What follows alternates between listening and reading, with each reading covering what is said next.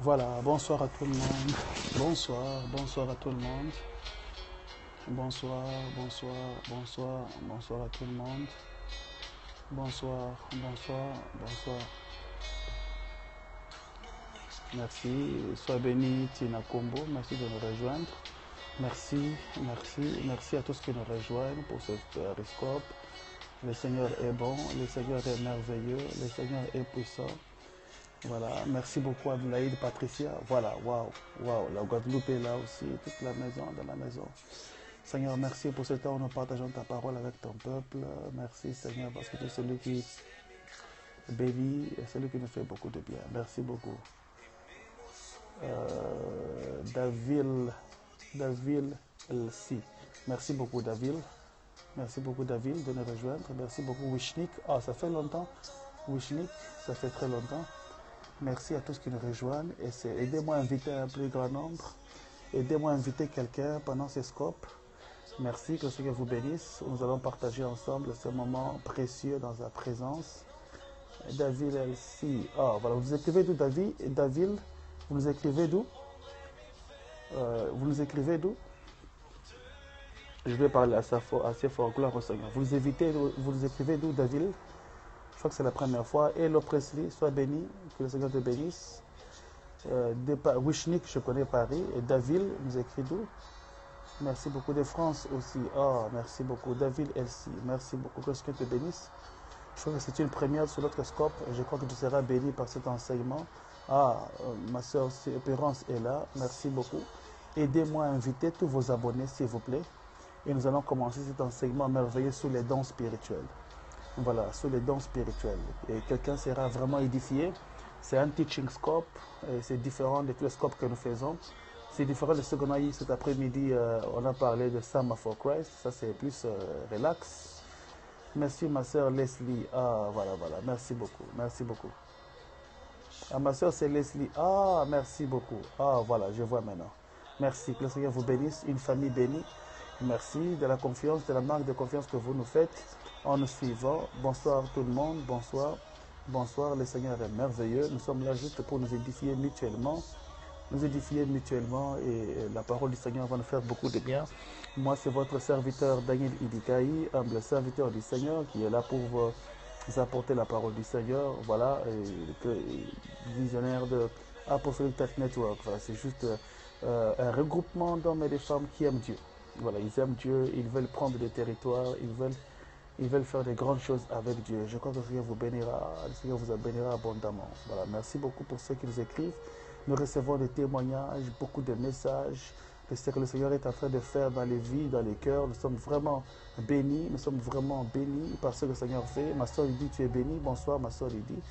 Voilà, le Seigneur ne cesse de nous bénir. Voilà, nous allons parler aujourd'hui des dons spirituels, Voilà. Voilà, merci beaucoup. Donc, dans 2 minutes, je vais démarrer avec les dons spirituels. Aidez-moi encore à inviter les retardataires qui ne sont pas encore là.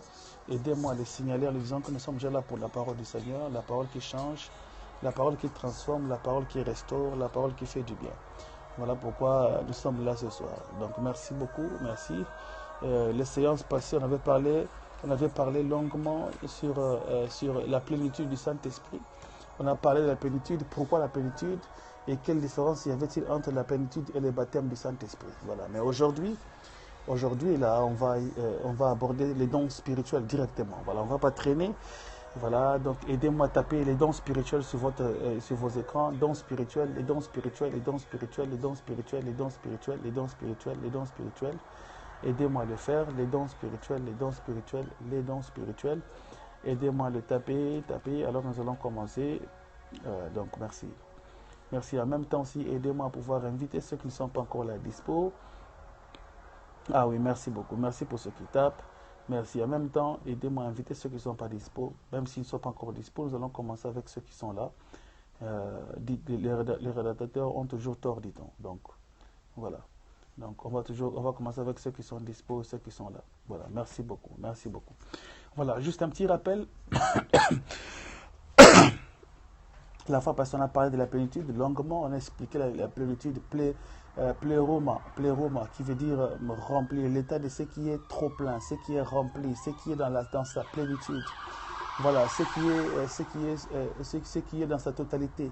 Et nous avons expliqué pourquoi nous devons être remplis du Saint-Esprit. Et la plénitude du Saint-Esprit, c'est la responsabilité de tout chrétien. Tout enfant de Dieu a la responsabilité d'être rempli du Saint-Esprit. Voilà, la plénitude du Saint-Esprit, c'est ce qui nous aide à pouvoir maintenir une prédisposition qui peut nous aider à exprimer les dons de l'Esprit.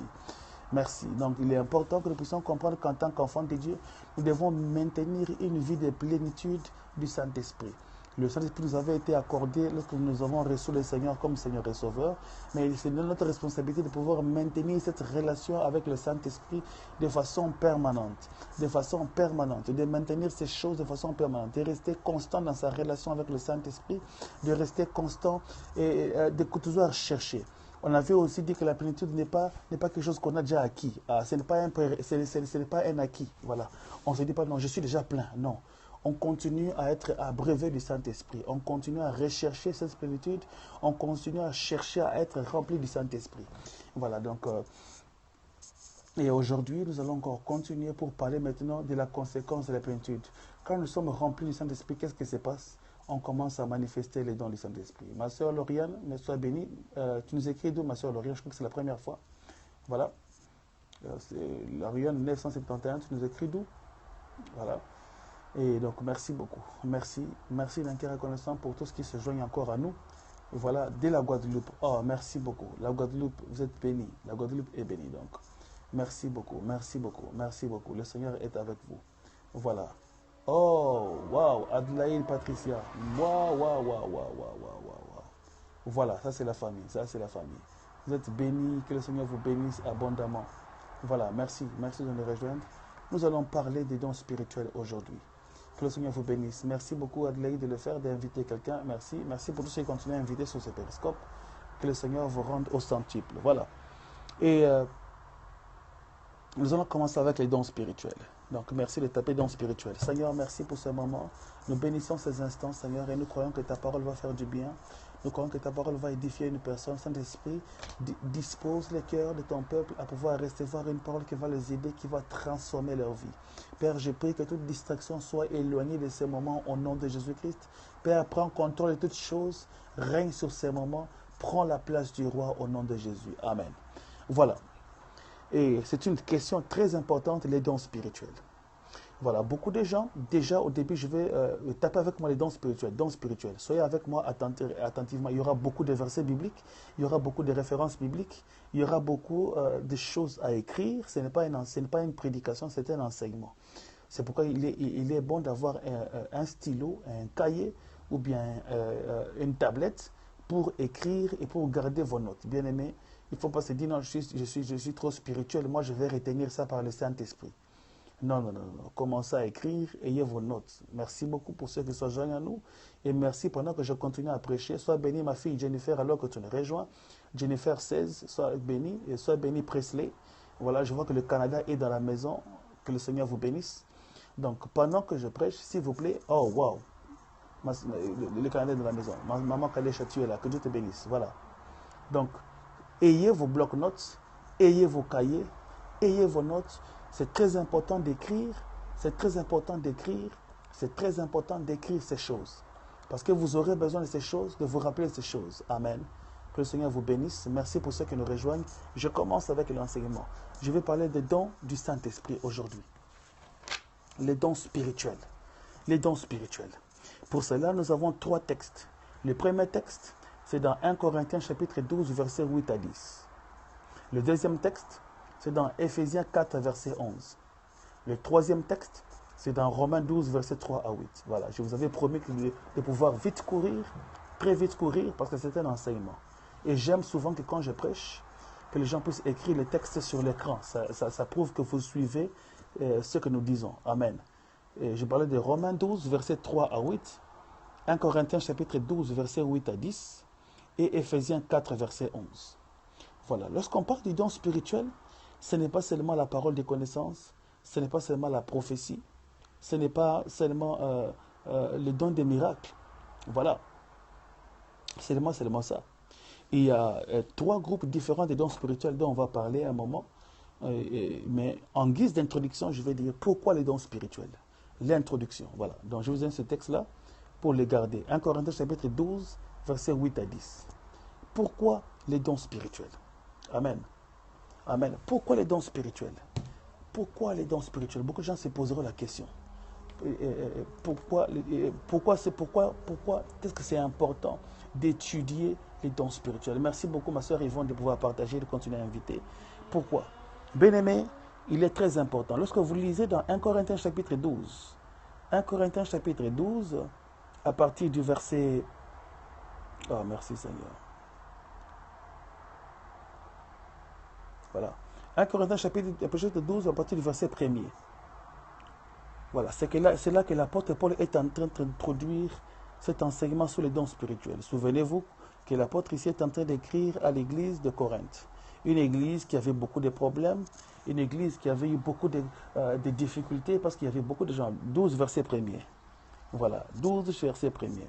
Voilà, c'est un verset que nous connaissons. Je vais lire dans je vais retrouver ma version française sur ma Bible ici pour le lire en français. C'est très important que nous puissions introduire ces choses parce que quand nous allons démarrer avec l'enseignement, ça va nous aider dans beaucoup. Amen.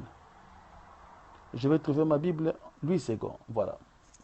Je vais lire dans ma version Louis II. Merci beaucoup, ma fille Jennifer, d'inviter un plus grand nombre. Que le Seigneur te bénisse, que le Seigneur te fasse beaucoup de bien. Et je crois que par cette périscope, le Canada sera visité au nom de Jésus-Christ et que le Seigneur touche tous qui sont au Canada au nom de Jésus-Christ. 1 Corinthiens 12, verset 1er, je vais lire.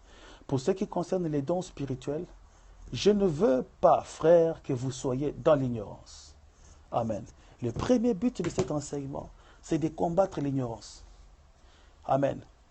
Parce que l'apôtre Paul, en écrivant aux Corinthiens, il voulait qu'ils ne soient pas dans l'ignorance concernant les dons spirituels. Parce qu'aujourd'hui, c'est un sujet qui est mal abordé. C'est un sujet que les gens abordent difficilement avec beaucoup de sérieux. Les gens aujourd'hui seulement expriment les dons, mais on ne peut pas expliquer clairement comment ces dons fonctionnent, quels sont ces dons, comment ils opèrent. Amen.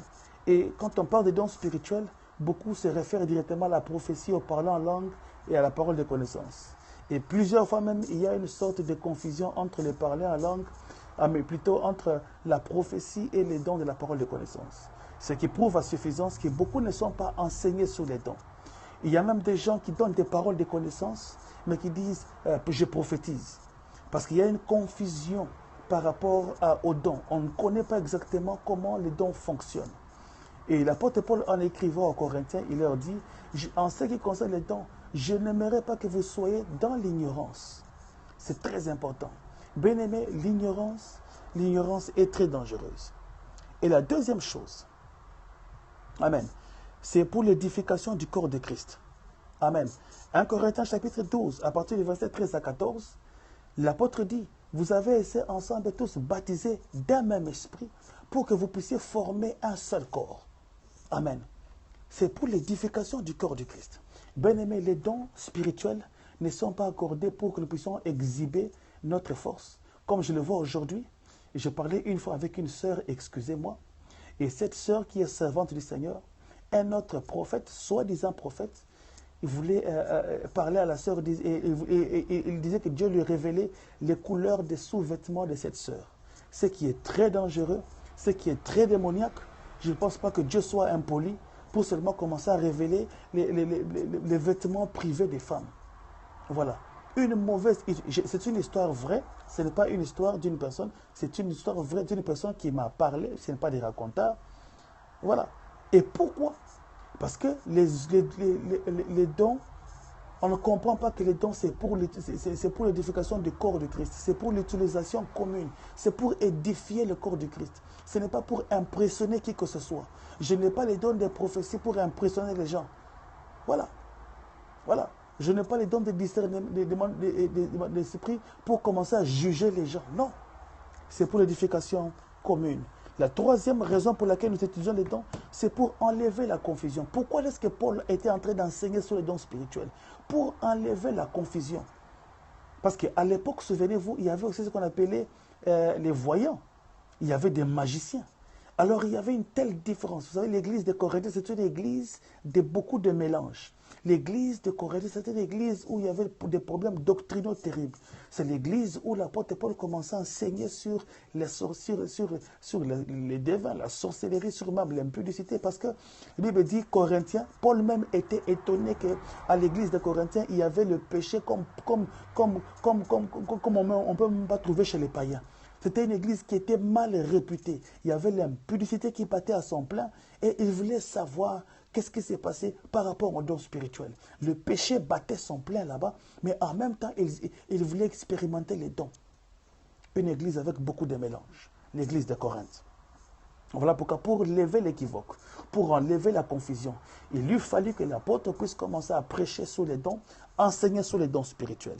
La quatrième chose, voilà, c'est parce que l'église ne peut pas fonctionner sans les dons spirituels. Impossible. C'est comme si vous dites à un maçon, vous dites à un menuisier de fonctionner sans scie. C'est comme si vous dites à un mécanicien ou à un médecin de fonctionner sans bistouri, sans seringue. Ce n'est pas possible. Voilà, les dons spirituels sont des outils de travail qui nous aident à pouvoir fonctionner dans les corps mystiques du Christ, qui est le corps du Christ. Sans ces dons spirituels, nous ne pouvons pas faire l'œuvre de Dieu. Parce que Bible déclare que votre Dieu est esprit. Il faut que ceux qui l'adorent en esprit et en vérité. Le service avec Dieu se fait en esprit. Romains chapitre 1, verset 3 à 4, l'apôtre Paul dit, les dieux que je sers dans mon esprit. On ne sert pas Dieu dans la chair, on sert Dieu dans la dimension de l'esprit. Or, pour servir Dieu dans la dimension de l'esprit, tu as besoin de ces dons spirituels. Tape avec moi encore les dons spirituels. Les dons spirituels. Les dons spirituels. Tape avec moi encore les dons spirituels. Les dons spirituels. Les dons spirituels. Merci beaucoup. Merci pour ceux qui nous rejoignent. Merci pour que Jenny sois bénie, ma vie. Tu es bénie abondamment, Geneviève. Que le Seigneur te bénisse. Les dons spirituels. Et l'apôtre Paul dit, en ce qui concerne ces dons, je ne veux pas que vous soyez dans l'ignorance. Je ne veux pas que vous soyez ignorants au sujet de ces choses. Je veux que vous puissiez apprendre à connaître ces choses, à pouvoir mémoriser ces choses, à comprendre leur fonctionnement. Bien-aimé, quand tu ne connais pas le fonctionnement d'une chose, tu vas mal l'utiliser. C'est comme si en fait tu achètes une voiture, mais que tu ne sais pas conduire. Qu'est-ce qui se passe? Après quelques mois, la voiture sera bousillée. Ah, sois béni mon frère Diffose. Je crois que c'est la première fois que je te vois sur mon périscope. Diffose, tu nous écris d'où? Voilà, laisse-nous. Laisse-nous savoir là où vous nous écrivez. C'est très important. Voilà. Lorsque tu ne connais pas l'utilisation d'une chose, tu achètes un fer et un couteau, tu ne sais pas comment utiliser, le couteau là va te blesser toi-même. Le couteau là, ah, sois béni mon frère de la Lorraine, merci beaucoup. Le couteau va te blesser parce que tu ne connais pas, tu ne sais pas comment en faire utilisation.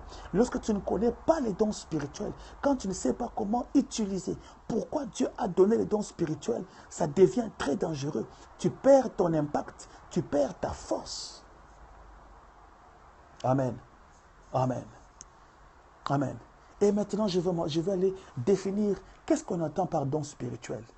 Qu'est-ce qu'un don spirituel? Les dons spirituels, c'est quoi? Ce mot don vient du grec charisma, ou charis, qui veut dire grâce. Une faveur imméritée. Voilà. Ce qui est reçu gratuitement, un don gratuit. Don veut dire une grâce et une faveur imméritée. Ce qu'on a reçu gratuitement, c'est un don. Amen. Spirituel, parce que ces dons sont contrôlés et régis par le Saint-Esprit. La combinaison des deux fait dons spirituels, c'est-à-dire des faveurs reçues gratuitement, mais contrôlées par le Saint-Esprit. Ce sont les dons du Saint-Esprit. Ce sont les dons que le Saint-Esprit a donnés. C'est le Saint-Esprit qui donne ces choses, qui les accorde, qui les octroie. C'est très important que tu puisses saisir cette décision parce que ça va nous aider dans beaucoup. Amen. Mais regardez, 1 Corinthiens chapitre 12, versets 4 à 6. La Bible dit, il y a diversité des dons, mais le même esprit qui opère. Il y a diversité des ministères, le même esprit. Il y a diversité d'opérations. Ah, voilà. Et ce sont des choses que nous devions comprendre profondément.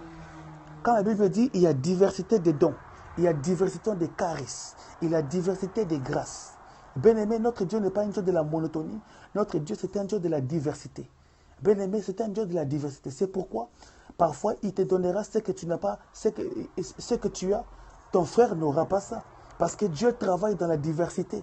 Diversité des charismes, diversité des dons. Diversité des dons.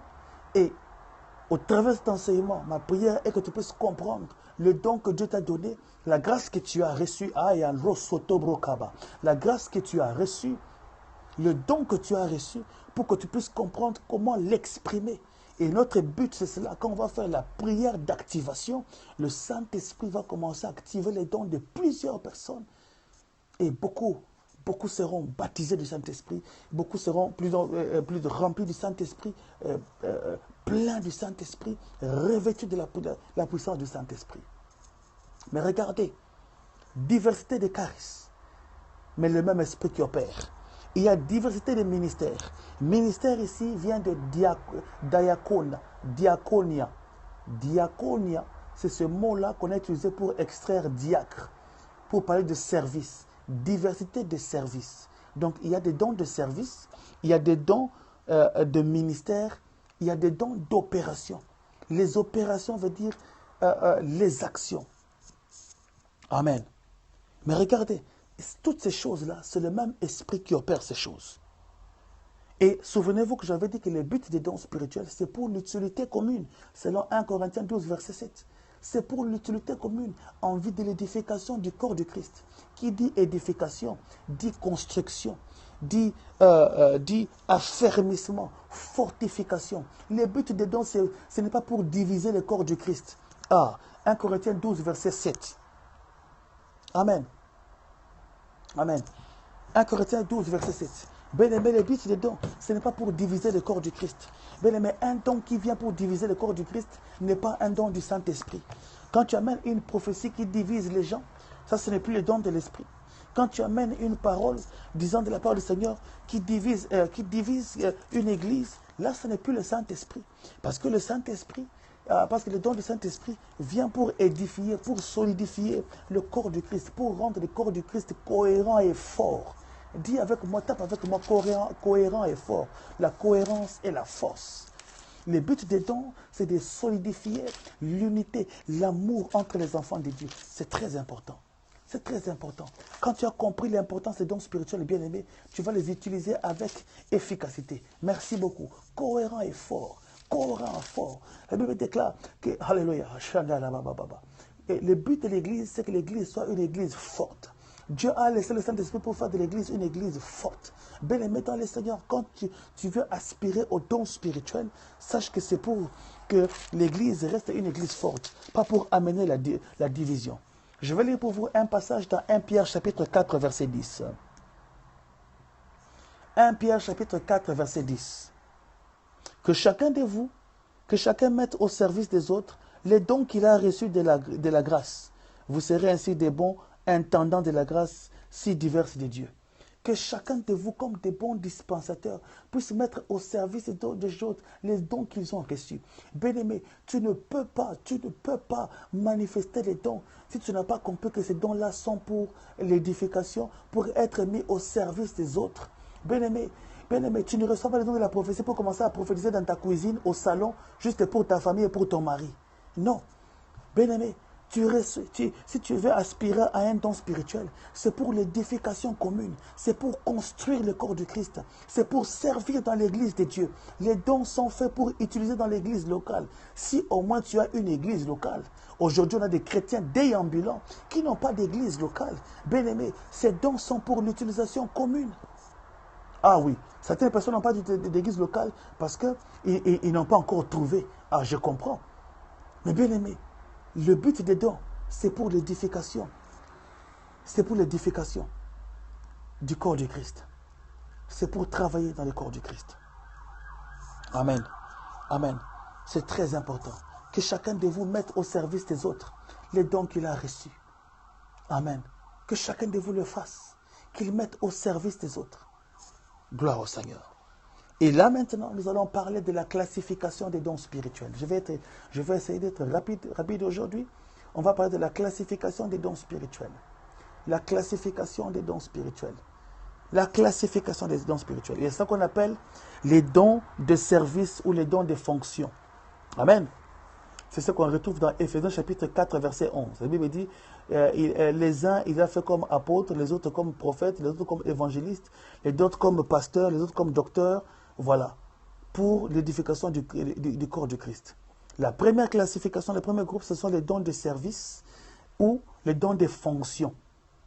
Voilà, qu'on retrouve dans Éphésiens chapitre 4, verset 11. Ça, c'est la catégorie 1. Les dons de service, les dons de fonction.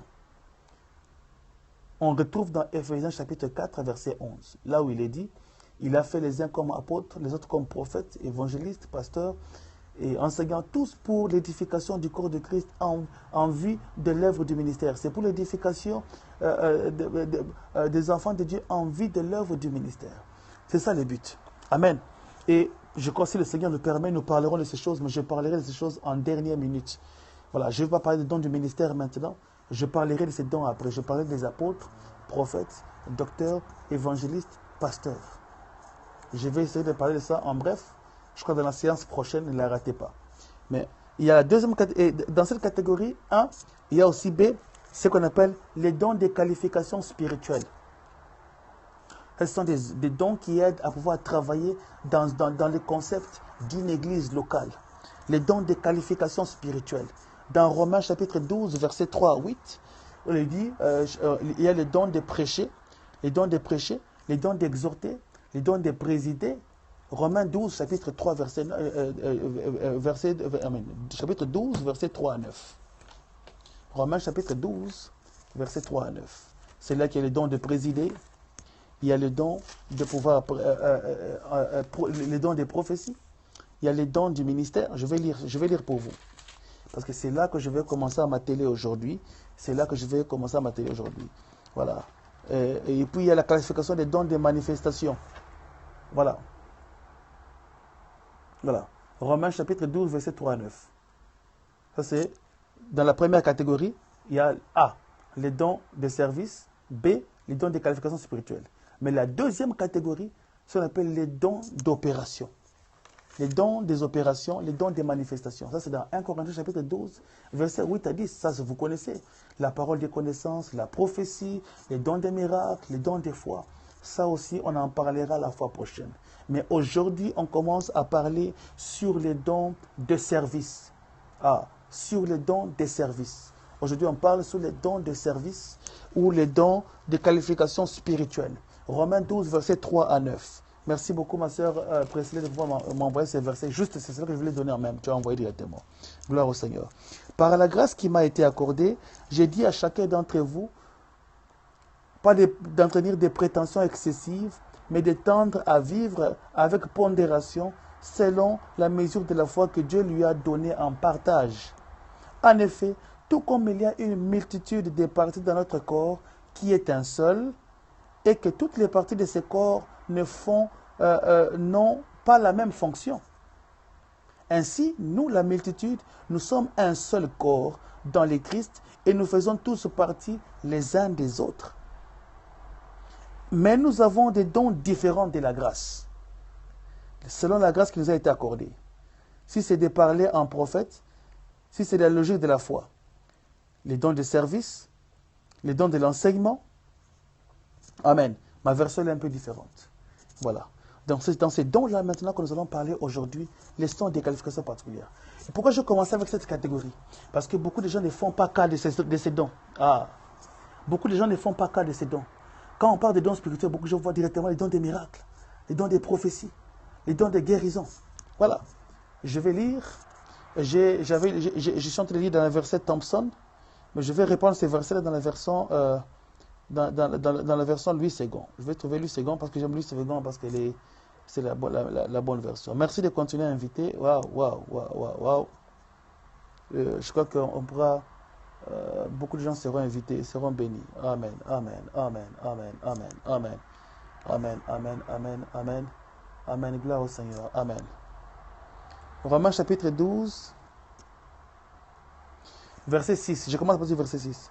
Puisque nous avons des dons différents, selon la grâce qui nous a été accordée, celui qui a les dons des prophéties l'exerce selon l'analogie de la foi. Que celui qui est appelé au ministère s'attache à son ministère. Que celui qui enseigne s'attache à son enseignement. que celui qui exhorte à l'exhortation, que celui qui donne le fasse avec libéralité, que celui qui préside le fasse avec zèle, que celui qui pratique la miséricorde le fasse avec joie. Voilà pourquoi aujourd'hui je vais parler de cette catégorie de dons qui sont négligés, des dons de service. Les dons de service. Parfois on aime les dons de manifestation, la puissance, les dons des miracles, les dons de foi. On néglige ces dons, ce sont des dons qui sont très importants. Regardez, je vais signifier ici que tout le monde n'est pas censé manifester ces dons. Quoique nous avons la possibilité de pouvoir aspirer à ces choses. Mais tout le monde n'est pas... Ce ne sont pas des choses qui sont automatiquement innées en tout le monde. Ça peut se retrouver dans quelques personnes, mais si tu veux aussi, tu peux aspirer à ces dons, aux dons spirituels. Parce que la Bible dit dans 1 Corinthiens chapitre 14, verset 1, l'apôtre Paul dit « aspirer aux dons spirituels ». Donc tu as la permission de pouvoir aspirer à ces dons. Amen. Amen. Gloire au Seigneur. Merci de le faire. Merci pendant que je continue à prêcher. Je vois les gens continuer à inviter, ça fait du bien. Le premier don que je vais ici parler, c'est les dons d'exhorter. Les dons de l'exhortation. Dons d'exhortation. Les dons d'exhortation. Voilà. C'est un teaching scope. Souvenez-vous que je ne prends pas longtemps. Voilà. Je vais terminer ce teaching scope dans les 15 minutes. Et après ces 15 minutes, on aura une séance de questions et réponses. Et ensuite, on a fini. Donc, on ne traîne pas aujourd'hui. Voilà. Le don d'exhortation. Amen. Exhorter vient du grec parakléo, paraklétos, qui veut dire encourager, reprendre, consoler. Quand la Bible disait, je vous enverrai le Saint-Esprit, le consolateur. Parakléo veut dire exhorter, l'exhortateur. Amen. C'est dans Romains 12, 8 qu'on trouve ces dons d'exhortation. Il dit que celui qui a le don d'exhorter, qui pousse à exhorter, c'est l'analogie de la foi. Très important. Amen. Exhorter ici prend le sens d'encourager, prier quelqu'un de faire quelque chose, reprendre avec amour. Très important. Et quand quelqu'un a ce don d'exhorter, il est capable de pouvoir consoler ceux qui sont découragés. Et tu verras que de telles personnes, avec ce don d'exhortation, quand quelqu'un passe par des moments difficiles, il suffit que seulement il puisse parler. Pas tout le monde. Il suffit que la personne puisse parler. La consolation vient dans le cœur. Bien-aimé, ce qui caractérise ce don aussi, c'est un don de compassion. C'est un don où quelqu'un parle avec tout son cœur. Quand la personne parle, il parle pour consoler et il ne force pas. Qui dit don, dit une grâce qu'on a reçue, qu'on n'a pas méritée. Qu'on n'a pas méritée. Les dons de l'exhortation te donnent la capacité de pouvoir consoler les gens sans tes efforts personnels. Tu le fais sans ta force. Tu le fais indépendamment de ta force. C'est-à-dire qu'il y a une force en toi. Quand tu parles, les gens sont exhortés. Quand tu parles, les vies sont transformées. Quand tu parles, les vies sont transformées. Amen. Amen. 1 Thessaloniciens, verset 5, chapitre 5, verset 14. 1 Thessaloniciens, chapitre 5, verset 14. 1 Thessaloniciens, chapitre 5, verset 14. Voilà. Ça chauffe là. Gloire au Seigneur. 1 Thessaloniciens, chapitre 5, verset 14. Je vais essayer de changer de version parce que l'autre version là, elle va embrouiller les choses. Amen. Ce don, c'est un don qui amène une certaine compassion. Nous vous prions aussi, frères, avertissez ceux qui vivent dans les désordres, consolez ceux qui sont abattus, supportez les faibles, usez de patience envers tous. Amen. Amen. Gloire au Seigneur. Gloire au Seigneur. Ah, ça chauffe ici. Amen. Il fait un tout petit peu chaud là. Voilà. Je veux dire, ce don prend le sens, ça prend trois sens différents. Amen. Le sens d'avertir, de consoler ou d'encourager, et aussi de supporter. Une personne qui a le don d'exhorter, tu verras cette personne, elle est souvent sensible aux personnes qui passent des moments difficiles. Elle a la facilité de pouvoir exhorter et de pouvoir consoler plutôt ceux qui passent des moments difficiles. Ah, une minute. Voilà. Elle a la capacité de pouvoir exhorter et de pouvoir consoler ceux qui traversent des moments difficiles. Elle le fait, non pas parce qu'elle force, mais parce que c'est le Saint-Esprit qui l'a doté de ces dons de pouvoir consoler, de pouvoir exhorter, de pouvoir fortifier les autres. C'est très important. Amen. C'est très important. C'est très, très, très important. Merci beaucoup. Merci beaucoup. Là. Merci. C'est très important. C'est très important. Et ces dons, souvenez-vous, c'est une grâce qui lui avait été accordée par la vertu du Saint-Esprit et cela lui est donné gratuitement par Dieu. Amen. Ça, c'est le don de l'exhortation. Amen. Et ce texte de 1 Thessaloniciens nous donne donc 3 aspects de l'exhortation. C'est avertir, consoler et supporter. Et quand tu sens que tu as ces dons-là, bien-aimé, il faut l'entretenir par la parole du Seigneur. Il faut l'entretenir. Ce n'est pas tout le monde qui a le don d'exhorter. La Bible demande d'exhorter. Mais ces dons d'exhorter, là, il y a des gens qui ont ces dons-là. Quand ils commencent à exhorter, tu sens que c'est la présence de Dieu. Tu sens que c'est Dieu qui parle. Ce n'est pas la personne. Amen. Et le deuxième don ici, dans la catégorie des dons de service, elles sont appelées les dons du ministère ou les dons de service, qui vient de diakona. Diakona, en grec, qui veut dire service, et c'est de ces mots-là qu'on a tiré le mot diacre. Donc, lorsque dans Éphésiens 6, verset 1er, les apôtres ont décidé de nommer les diacres, et ils avaient nommé des gens qui devaient être responsables de tâches matérielles. Et dans la parole de Dieu, ce terme diakona a plusieurs significations. La première signification, c'est servir aux tables. Lorsque vous lisez dans la parole de Dieu, dans Actes chapitre 6, verset 2, on devait choisir les diacres pour servir, s'occuper des tâches matérielles. C'était du diakona. Mais écoutez, c'est aussi pour pourvoir aux besoins d'une autre personne. Luc chapitre 8, verset 3, il y avait une catégorie de femmes qui suivaient Jésus-Christ. C'était des femmes de substance. Luc chapitre 8, verset 3. Ces femmes-là soutenaient Jésus-Christ avec ce qu'ils servaient Jésus-Christ avec leurs biens. Ils le servaient. Amen. La troisième signification de diakona, c'est accomplir des tâches ou des services dans l'église locale. On avait lu dans 1 Pierre chapitre 4, verset 10 à 11, que chacun de vous mette au service des autres les grâces qu'il a reçues. Voilà.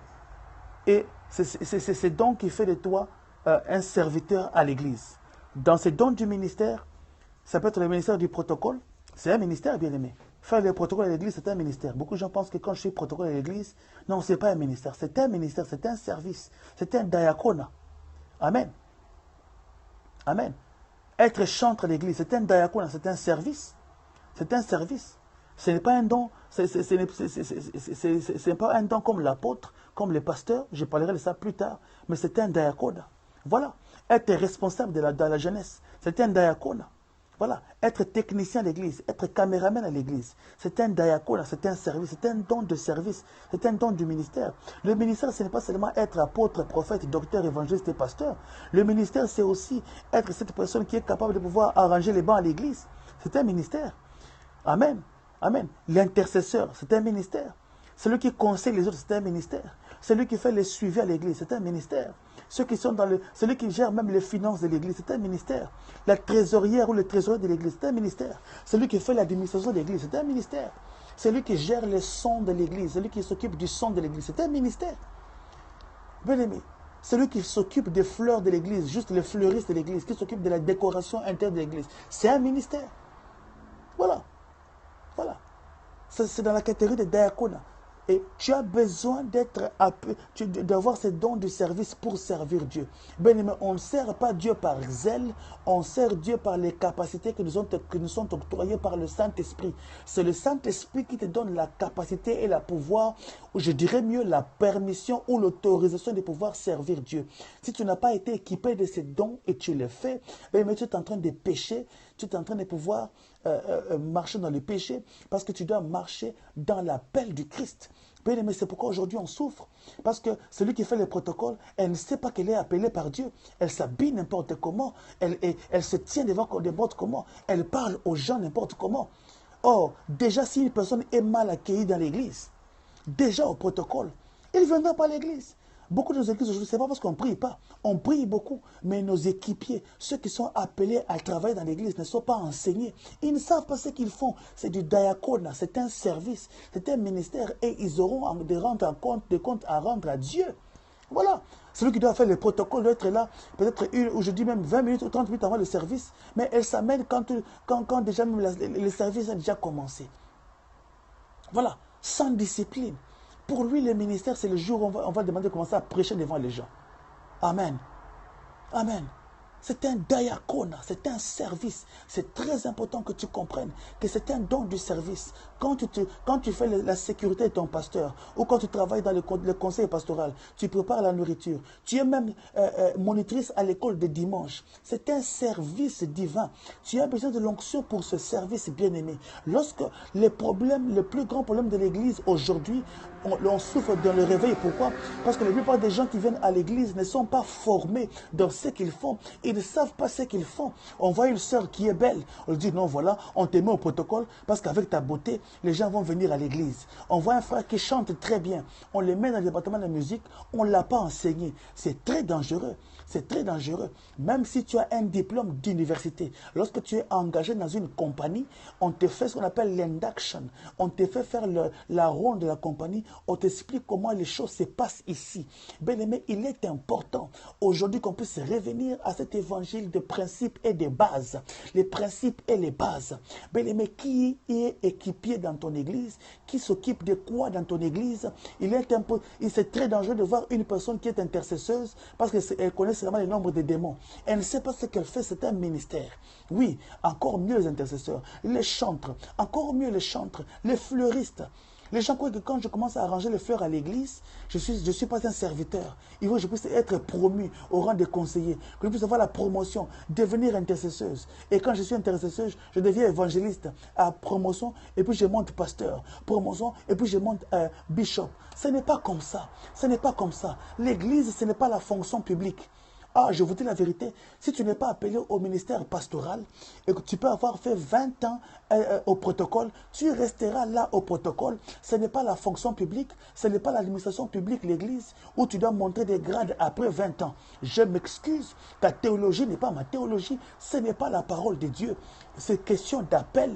Ton appel doit être prouvé. On doit voir que c'est l'appel de Dieu. Tu dois démontrer les preuves de ton appel.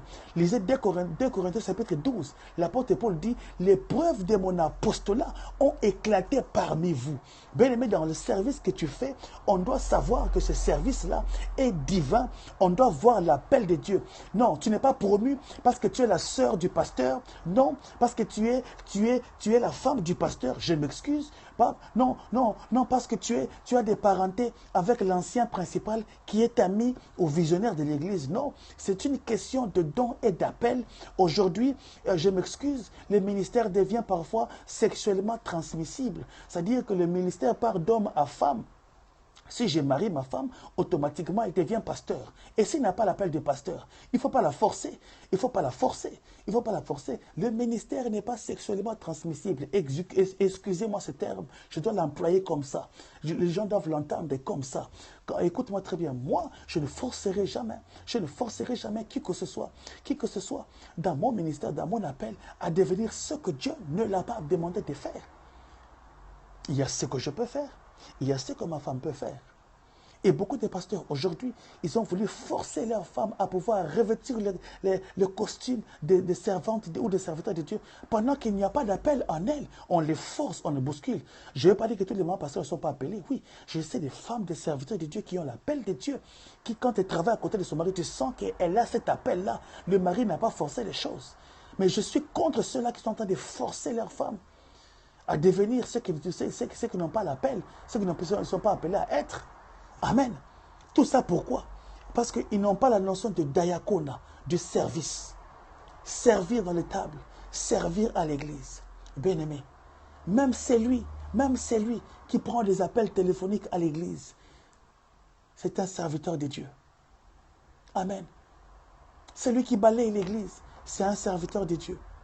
Celui qui est au protocole, c'est un serviteur de Dieu. Amen. Amen. Amen. Celui-là même qui tient la Bible du pasteur, c'est un serviteur de Dieu. Mais regarde, dans la hiérarchie de l'église locale, Dieu a établi des ministères, il a établi des leaders. Et ces personnes-là, ce sont des leaders, non pas pour être des tyrans, Ce ne sont pas des Muammar Kadhafi dans l'église. Ce ne sont pas des Saddam Hussein. Ce ne sont pas des Mao Tse-tung. Ce sont des leaders que Dieu a établis pour paître le peuple de Dieu avec amour. C'est Dieu qui les a établis. Et toi aussi, en tant que membre, tu leur dois beaucoup de respect. Tu dois de la déférence à tes conducteurs spirituels, selon qu'il est écrit dans Hébreux 13. Bien-aimé, ce n'est qu'une parenthèse. Je reviendrai un jour pour parler de l'Église. Je reviendrai un jour pour parler de l'Église et de la hiérarchie dans l'Église. Je reviendrai un jour pour parler dans notre teaching scope.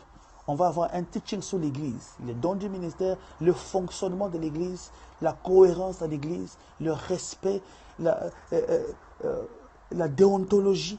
On doit parler de ces choses, c'est très important. Mais retenez ceci, ce don de diaconat, c'est un don très important. Amen. C'est un don très important. C'est un don très important. Oui, certaines personnes peuvent participer au ministère pastoral de leur mari. Je ne suis pas contre ces choses. Non, j'en connais. L'exemple, c'est la femme de mon pasteur. Mon pasteur, il est pasteur. Sa femme aussi est pasteur. Et lorsqu'elle prêche, tu sens que c'est son appel. Elle est appelée à ça. Voilà. Il y a des femmes comme ça. Mais il y a aussi une génération de serviteurs de Dieu aujourd'hui qui sont en train de forcer leurs femmes à devenir pasteurs, même sans appel. Ils sont en train de les forcer, de les bousculer par force. Là, en tout cas, on doit saisir les organisations des femmes pour leur dire ça, c'est abuser des femmes. Ça, c'est plus qu'abuser, en fait. Moi, je vais vous porter plainte dans les ONG. Il ne faut pas forcer la femme de toi à devenir pasteur si elle n'a pas l'appel. Non, il ne faut pas la forcer. Il ne faut pas la forcer. Voilà. Il ne faut pas la forcer. On va saisir les ONG. Ça, c'est qu'une parenthèse. Voilà. Donc, que chacun de vous mette au service de l'Église. Voilà. Le troisième don, c'est le don de libéralité. Alors, je pense qu'on pourra... l'heure est en train de passer. Oh, voilà. Donc, je vais m'arrêter au don de libéralité aujourd'hui, pour aujourd'hui. Voilà.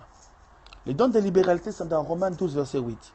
Ce don consiste dans un désir intense à donner. C'est un désir intense de donner. Une personne qui a ce désir de donner, elle est constante dans ses dîmes, dans ses offrandes. Elle est constante dans les offrandes pour la mission. Elle est constante à pouvoir bénir l'œuvre de Dieu. Elle donne de tout son cœur. Elle donne sans être forcée. Elle donne sans pour autant qu'elle puisse recevoir beaucoup de versets bibliques. Il y a des gens pour donner à Dieu. Il faut des versets bibliques. Il faut lui expliquer pourquoi donner à Dieu. Pourquoi?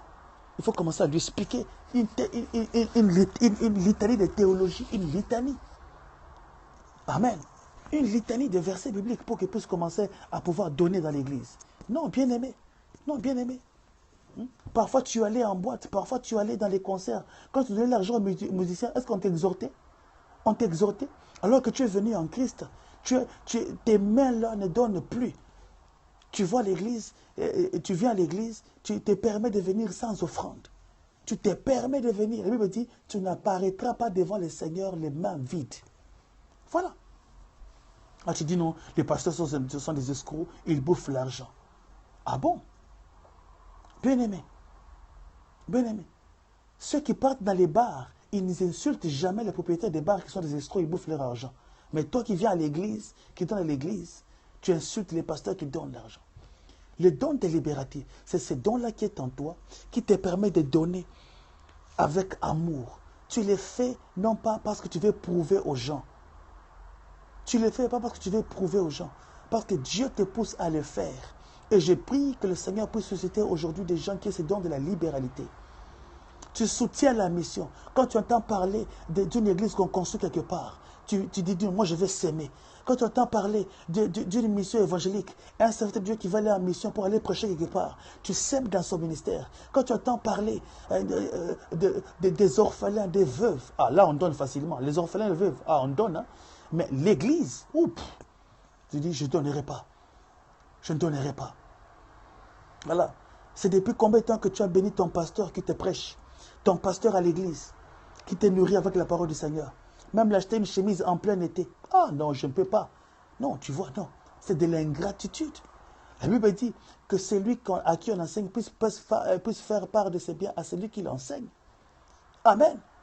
Le don de libéralité, c'est le don qui te permet à pouvoir donner avec déférence, donner sans pour autant te retenir. Tu donnes pas parce que tu es forcé, tu donnes parce que le Saint-Esprit te pousse à le faire. Même quand on te critique, il y a des gens comme ça, quand ils donnent. Regardez la femme prostituée dans Matthieu chapitre 26. Elle a vu Jésus-Christ, elle a pris un vase d'albâtre. Ce parfum qui coûtait plus de 10 000 $. Elle a brisé ce vase au pied de Jésus-Christ. Et l'odeur de la maison a changé. Les gens commencent à dire, quelle perte, quelle perte. Parfois, quand tu donnes pour Dieu, les gens commenceront à t'insulter, te diront, regarde, tu es dépassé, tu ne donnes qu'aux serviteurs de Dieu, ce sont des aventuriers. Écoute-moi très bien, même si on t'escroque l'argent, je vais te dire une chose qui est intéressante. On t'escroque l'argent, mais on ne t'escroquera jamais l'attitude de l'argent. Parce que l'attitude avec laquelle tu as donné, l'obéissance à la parole, on ne va pas t'escroquer ça. Quand tu donnes pas à un homme. Même si l'homme mange l'argent, mais il ne mangera jamais l'attitude. Aïe, aïe, aïe, aïe. Dis, écris avec moi. Ils peuvent manger mon argent, mais ils ne mangeront jamais l'attitude avec laquelle je donnais l'argent. Aïe, aïe, aïe, aïe. Ils peuvent bouffer, peut-être tu pleures, quelqu'un, un homme de Dieu t'avait escroqué l'argent. Tu as payé, tu as contribué, mais tu as compris que ce n'était pas un homme véritable. Oui, il ne t'a pas escroqué l'argent. Il a escroqué l'argent, mais il ne t'a pas escroqué ton attitude d'obéissance. Et ton attitude est allée au ciel. Et le ciel va te récompenser pour cela. Au nom de Jésus-Christ, ils ne mangeront jamais l'attitude. Je vous dis la vérité. Jamais, jamais, jamais, jamais. Jamais. 2 Corinthiens chapitre 1. La Bible déclare que lorsque Salomon a offert 1000 holocaustes, il a offert 1000 béliers. Dieu est venu la nuit pour parler à Salomon. 2 Chroniques chapitre 1. 2 Chroniques, le livre de 2 Chroniques chapitre 1. Et l'Éternel a paru à Salomon. Écoutez-moi très bien. Ce n'est pas Salomon qui a cherché Dieu, mais c'est Dieu qui a commencé à chercher Salomon. Et Dieu pose la question à Salomon.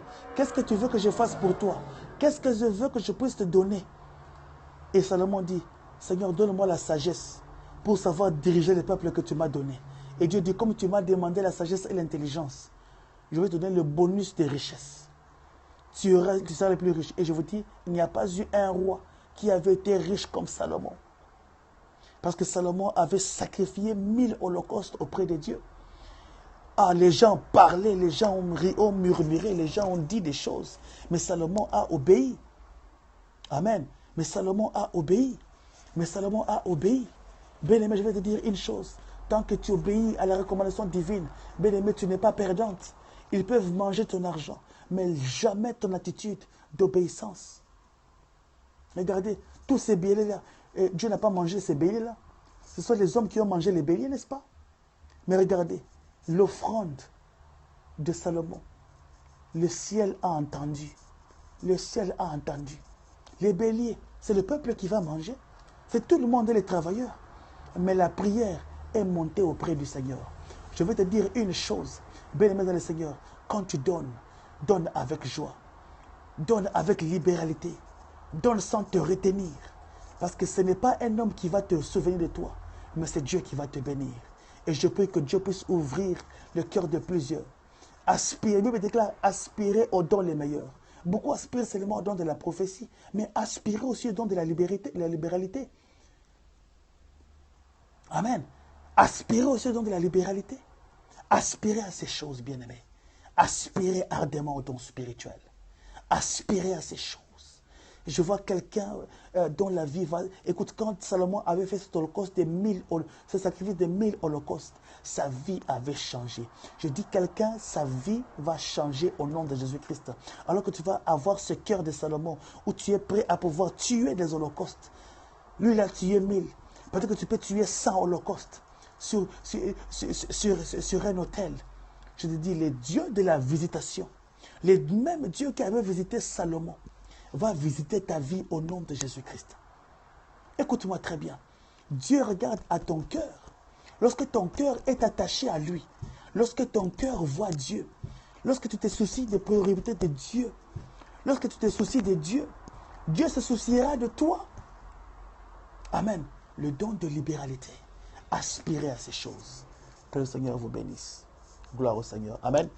On a fini pour aujourd'hui. Le teaching scope d'aujourd'hui. Voilà. Le teaching scope d'aujourd'hui, on a fini. Et voilà, s'il y a des gens qui ont des questions, la fois prochaine, je vais continuer avec les dons de présider. Oui, il y a aussi les dons de présider. Je parlerai des dons de présider la fois prochaine. C'est le don du leadership. Présider, c'est aussi un don. Ce n'est pas donné à tout le monde de présider. Hein. Ce n'est pas donné à tout le monde de présider. Il ne faut pas forcer les choses. Si ce n'est pas ton don, il ne faut pas forcer. Et le problème aujourd'hui, on doit savoir discerner quel est le don qui est en toi et quel est le don qui est dans l'autre. Être sincère envers soi-même. Si tu reconnais que ma soeur a ce don de présider, laisse-le présider. Une personne qui a le don d'exhorter, laisse-le exhorter. Ne pense pas que son don est plus grand que ton don. Non. Non. En tant qu'enfants de Dieu, nous sommes tous équipés de dons, mais dans la diversité. Souvenez-vous, selon 1 Corinthiens chapitre 12, nous avons des dons différents, mais nous avons tous des dons en nous. Nous avons tous. N'envie pas les dons de l'autre. Concentre-toi à découvrir les dons qui est en toi. Au nom de Jésus-Christ. 972 Anaïs. Alléluia. 972 Anaïs. Que le Seigneur vous bénisse. Voilà. Voilà, on a fini. Je vais prendre quelques questions. Quelques questions. Merci beaucoup, ma fille Presley. Tu es bénie abondamment. Merci, merci, merci. 972 Anaïs, tu nous écris d'où? Oh, Chez Divine, ma soeur, Cheryl. Ça fait longtemps, ma chère. Sois bénie, ma soeur. Sois bénie, ça fait très longtemps. Voilà. Comment prier pour discerner les dons que l'on a? Voilà. Tu sentiras. La première chose, c'est la conviction intérieure. Tu sentiras, par exemple, que lorsqu'on fait un appel de fonds, tu sens que tu as envie de donner. Tu sens que quand une personne est malade, tu as envie de pouvoir secourir. Tu sens que tu es dans ton cœur. Quand quelque chose se passe à côté, tu as envie de donner l'argent. Même les peu que tu as. Les dons de libéralité ne veut pas dire que c'est les dons des personnes riches, non? Il y a des gens qui sont riches, qui ont beaucoup d'argent, mais qui n'ont pas les dons de libéralité. Il y a des gens qui ont beaucoup d'argent, mais qui n'ont pas. Ah, sois béni, homme de Dieu, Kay Gérard. Merci beaucoup, mon frère, Kay Gérard. 001, sois béni, que le Seigneur te bénisse. Il y a des gens qui ont des millions, mais qui n'ont pas les dons de libéralité, qui ne donnent pas. Qui sont trop chiches, qui ne donnent pas. Voilà. Mais la femme que Jésus-Christ avait racontée, elle avait seulement la seule pièce qui lui restait. Elle a donné tout ce qu'elle avait. Dieu n'a pas regardé au montant. Dieu a regardé au cœur. Elle avait donné tout. Pour elle, sois béni. Merci beaucoup pour Paris qui est dans la maison. Voilà. Donc, je disais, pour elle, c'est tout ce qui est représenté pour elle. Les dons de liberté ne veut pas dire seulement que tu as tout. Comment discerner? Par exemple, les dons de l'exhortation. Tu sentiras que chaque fois qu'une personne a un problème, quand tu donnes un conseil, la personne est fortifiée et édifiée. Tu as toujours ce désir de pouvoir parler aux autres, de pouvoir secourir les autres. Et la première adresse, le premier endroit pour discerner ces choses, c'est dans ton cœur. Et la deuxième chose que je te recommande, ma soeur Jennifer, c'est de continuer à prier. Dis, Seigneur, aide-moi à découvrir mon don. Ouvre-moi mes yeux afin que je puisse comprendre le don qui est en moi. Bien-aimé, les dons ne donne pas d'excuses pour ne pas donner, pour dire non, moi je n'ai pas de dons de libéralité, c'est pourquoi je ne donne pas. Non, non, non, non. La Bible dit, celui qui sème abondamment, moissonnera abondamment. Celui qui sème peu, moissonnera peu. Beaucoup de gens disent non, moi je ne donne pas parce que je n'ai pas les dons de libéralité. C'est bien, tu vas aussi rester pauvre parce que tu n'as pas les dons de libéralité. Voilà. Donc, c'est ça, la meilleure façon de pouvoir comprendre ces dons et de pouvoir les analyser. Voilà, merci beaucoup. Merci beaucoup. Merci beaucoup. Voilà, il y a encore une question? Y a-t-il encore une question? Y a-t-il encore une question? Voilà. Voilà, voilà. Y a-t-il encore une question que je vais répondre? C'est très important. Voilà. Voilà, merci beaucoup, merci beaucoup. Merci beaucoup. Caramel, merci beaucoup. Ouais, ouais, Caramel. Ouais, ouais, je connais la sœur Caramel, merci beaucoup. Merci. Merci. Elle est où Caramel? Je ne l'ai pas vu ce soir. Oh, sois béni. Aujourd'hui, je retrouve les filles. Hein. Il y a la fille d'Adelaide qui est venue. Et il y a la fille de Caramel qui est aussi venue. Oh, wonderful.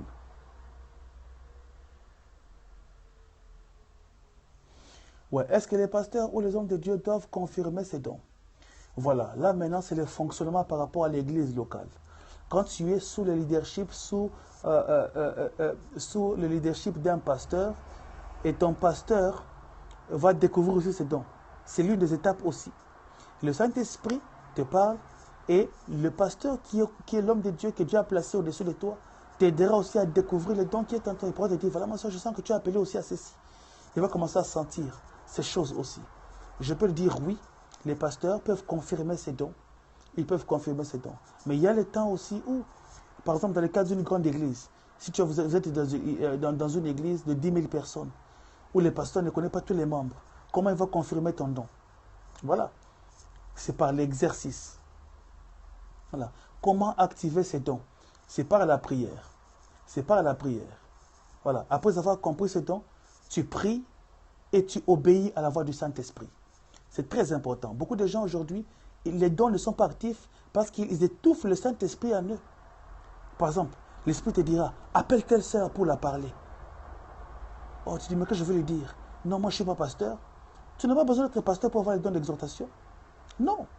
Les dons d'exhortation, c'est de la vie de tout croyant. Ce n'est pas les dons, ce n'est pas les dons, ce n'est pas les dons de fonction, les dons de service. Non, ce n'est pas les dons de fonction.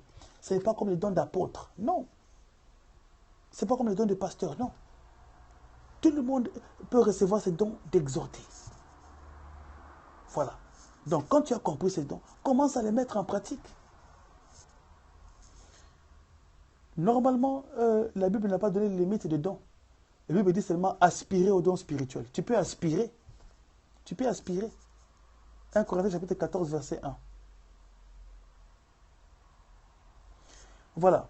Là maintenant, ma soeur Kadesha, là on commence à entrer dans un autre domaine par rapport à ce sont les dons de manifestation ou les dons de puissance. Là je parlerai des dons les dons spirituels, les dons de la parole de connaissance, la prophétie,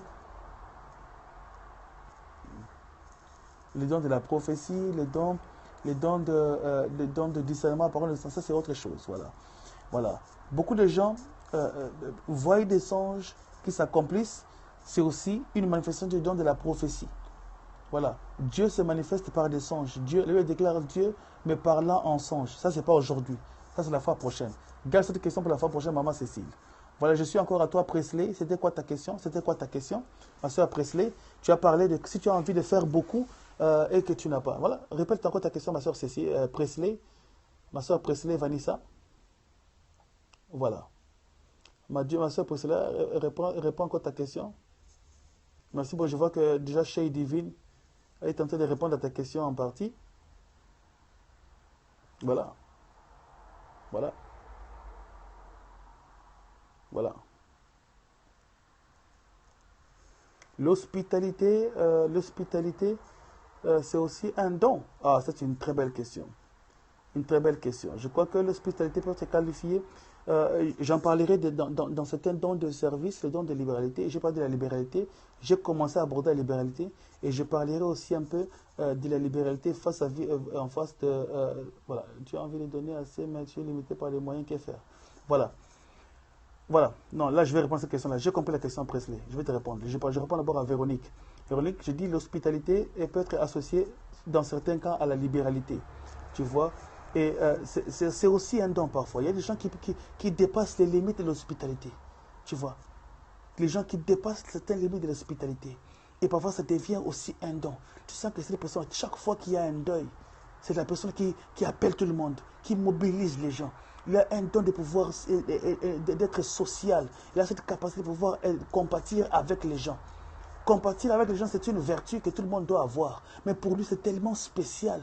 Il prend le temps d'appeler. Il prend le temps de prendre les arrangements. Même si cette personne n'est pas liée à elle familialement. Il le fait parce que ce n'est pas lui. Mais c'est Dieu qui a rempli son cœur de ces dons.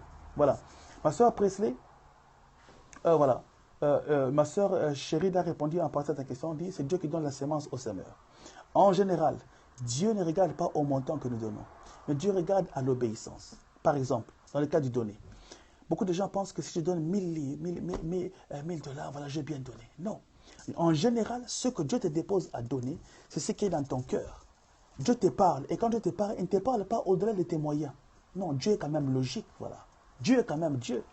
Tu vois. Et la Bible dit, on donne que ce qu'on a. C'est ce que la Bible dit. Tu donnes que ce que tu as. Voilà. Tu ne peux pas aller voler pour donner à Dieu. Non.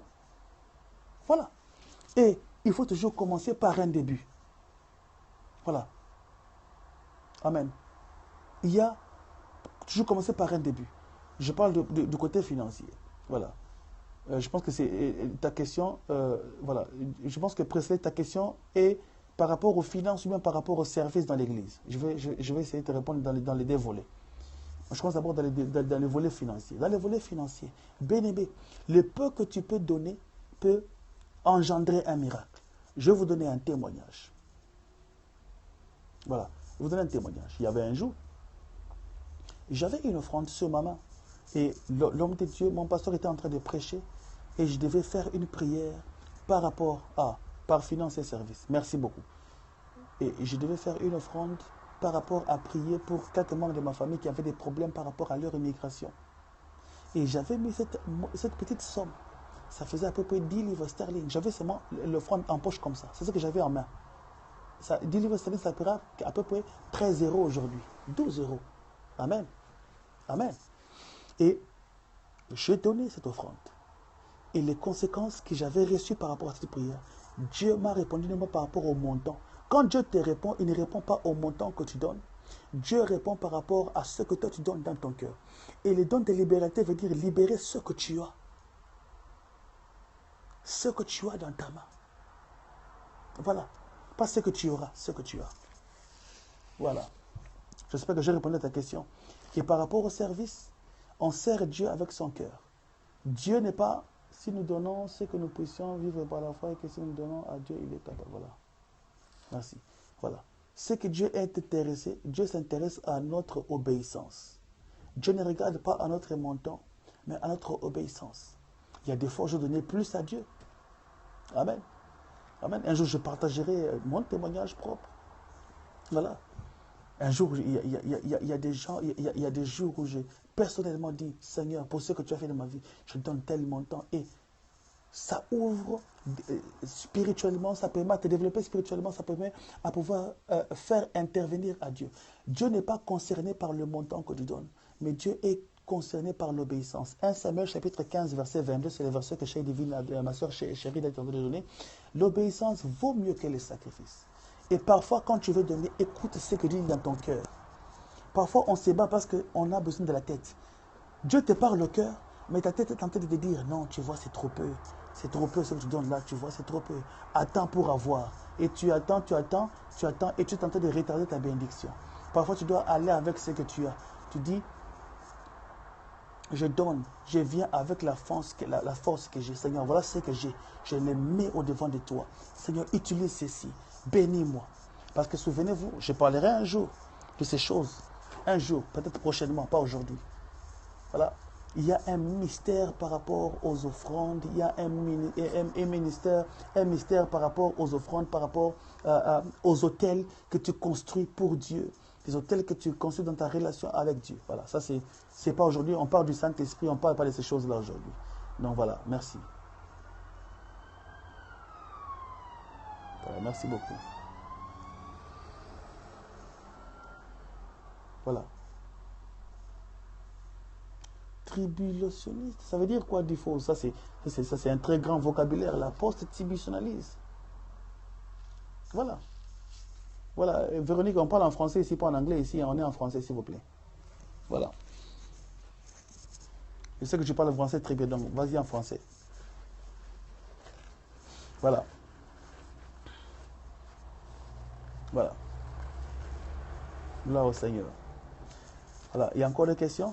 Mon frère Difo, bien-aimé Difo, tu as dit, tu es post-tribulationaliste, ça veut dire? Explique-moi là, moi. Vas-y. Non, ça, c'est pas le thème d'aujourd'hui. Je ne parle pas de l'enlèvement aujourd'hui, mon frère. Je m'excuse en tout cas. C'est un autre sujet, voilà. Donc, c'est pas aujourd'hui qu'on parle de l'enseignement. Sans problème. Sans problème. Sans problème. Donc, c'est la fois prochaine, pas aujourd'hui. Le jour où le Seigneur peut mettre en besoin de parler de ces choses. Voilà, donc on parlera, mais ce n'est pas aujourd'hui l'enseignement. On ne parle pas de l'enlèvement aujourd'hui, on parle des dons spirituels. Merci, ma soeur Kadesh, de nous rejoindre encore. Voilà, donc. Voilà. Et s'il n'y a pas encore de questions, non, bien aimé, je ne peux pas répondre à cette... Ce n'est pas le but de l'enseignement aujourd'hui, mon frère. S'il vous plaît, on doit fonctionner dans l'ordre. Je ne peux pas te répondre aux questions qui n'ont pas trait à l'enseignement d'aujourd'hui. Voilà. Merci beaucoup, mon frère. Que le Seigneur te bénisse. Voilà. Voilà. S'il y a encore des questions, je vais répondre. Et s'il n'y a pas, on va devoir finir parce qu'il sera à peu près 22h30 ici.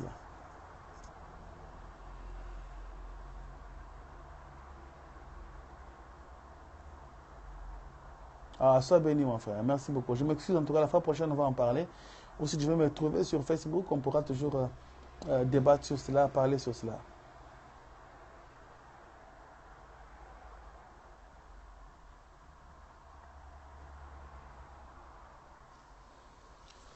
Voilà. Mon Facebook, Chérid va écrire ici, et tout le monde peut écrire Daniel Idikaï. Voilà, c'est ça mon Facebook. C'est ça mon Facebook. Daniel Idikaï. Merci beaucoup. Donc, si on a le temps, on pourra partager. Christelle, merci beaucoup. Merci beaucoup, ma soeur Christelle, de le faire. Merci beaucoup, Chez Divine. Merci beaucoup. Merci beaucoup. Donc, je pense que les traits par rapport à les questions par rapport à l'enseignement d'aujourd'hui, il n'y a plus. Donc, j'ai besoin des questions par rapport à l'enseignement d'aujourd'hui. Voilà. Très important. Comme il n'y a plus de questions, je vais devoir arrêter par là. Voilà, vas-y. Par rapport à l'enseignement d'aujourd'hui, Chez Divine, j'espère.